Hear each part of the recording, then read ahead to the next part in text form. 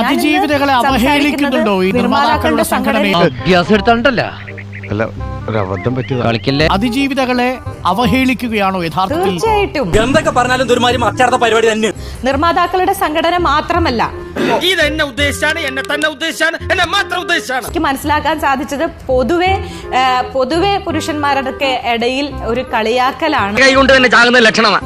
നിനക്ക് പൊലകുളിയും തമാശയിലൂടെ അവനെ കൈ കെട്ടി കഴിഞ്ഞാൽ വണ്ടി കയറ്റി കൊല്ലാനുള്ള ദേഷ്യം കൊണ്ടിരിക്കും. അവർക്ക് വേണ്ടി നിൽക്കാൻ എന്തുകൊണ്ട് ഇവരുടെ വീട്ടിലും അമ്മയും പെങ്ങന്മാരും മക്കളും പെൺകുട്ടികളും ഒക്കെ ഉള്ളവരല്ലേ, അതെന്തുകൊണ്ട് അവർ ചിന്തിക്കുന്നില്ല? ക്ഷമിക്കണം, ഉപദ്രവിക്കരുത്, ജീവിതമാണ്. ഞാൻ നല്ലൊരു കുടുംബത്തിൽ പറഞ്ഞവനാണ്. നീ നല്ല കുടുംബത്തിൽ പറഞ്ഞു, ഞാൻ പിന്നെ മറ്റേ കുടുംബത്തിൽ പറഞ്ഞാണല്ലോ. ഈ നിർമ്മാതാക്കളുടെ സംഘടന ഇങ്ങനൊരു നിലപാടെടുക്കാൻ എന്തായിരിക്കും കാരണം? ഒന്നുകിൽ അവർക്ക് നേരിൽ ആരോപണം വരുമെന്നുള്ള ഭയം, കുഴപ്പമായി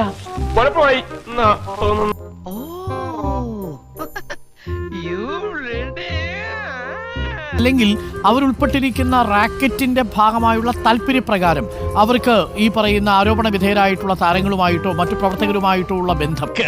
സത്യമാണെങ്കിലും എനിക്ക് അംഗീകരിച്ചു കൊടുക്കാൻ പറ്റുമോ? ഒരു ചെറിയ പ്രശ്നമുണ്ട്. പ്രശ്നമോ?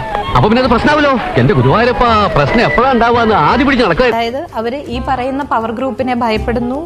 അവരുടെ ഇൻസ്ട്രക്ഷൻസ് അനുസരിച്ചാണ് ഓരോ കാര്യങ്ങളും അവിടെ നടക്കുന്നത്. അപ്പൊ അതുകൊണ്ട് തന്നെ ബാക്കി ആരോടും ഞങ്ങൾ ആൻസറബിൾ അല്ല എന്നുള്ളതാണ് അവരുടെ തീരുമാനം. അതങ്ങനെ വരൂ, അതങ്ങനെ സംഭവിക്കൂ. ഈ ലോകത്തിനൊരു പോക്കേ. നന്നായിട്ടുണ്ട്. അങ്ങനെയാണ് എനിക്ക് മനസ്സിലാക്കാനായിട്ട് സാധിച്ചത്. അതിൻ്റെ ഉള്ളിൽ തന്നെ എക്സിക്യൂട്ടീവ് കമ്മിറ്റിയിൽ തന്നെ ഭിന്നാഭിപ്രായമുള്ള ആളുകളുണ്ട്. എനിക്ക് നാണമില്ല കുഞ്ഞപ്പ. നാണം എന്ന് പറഞ്ഞ ഉൾപ്പ്. അങ്ങനെ ശബ്ദമുയർത്തുന്നവരെ മൈൻഡ് ചെയ്യണ്ട എന്നുള്ള ഒരു ആറ്റിറ്റ്യൂഡിലാണ്. അല്ലറ ചില്ലറ പണി ചെയ്ത് കഴിയുന്ന ഞങ്ങളെപ്പോലുള്ള മലയാളികളുടെ പേരൂടെ തന്നെപ്പോലുള്ള അലവലാദികൾ വന്ന് നാറ്റിക്കും. ഞങ്ങളുടെ ഭാഷയിൽ ഇതിനെ ഡബിൾ പാരനോയിഡ് ആൽക്കഹോളിക് സ്കൈസോഫ്രീനിയ എന്നാണ്. അവര് AMMA എന്ന് പറയുന്ന ഒരു സംഘടനയ്ക്ക് കുടപിടിച്ച് നടക്കുന്ന ആളുകളാണ്. സത്യമാണോ അംസേ? എനിക്കറിയില്ല. ഒരു പ്രാവശ്യം പറഞ്ഞിട്ടുണ്ട് ഹോട്ടലിൽ വെച്ചേ.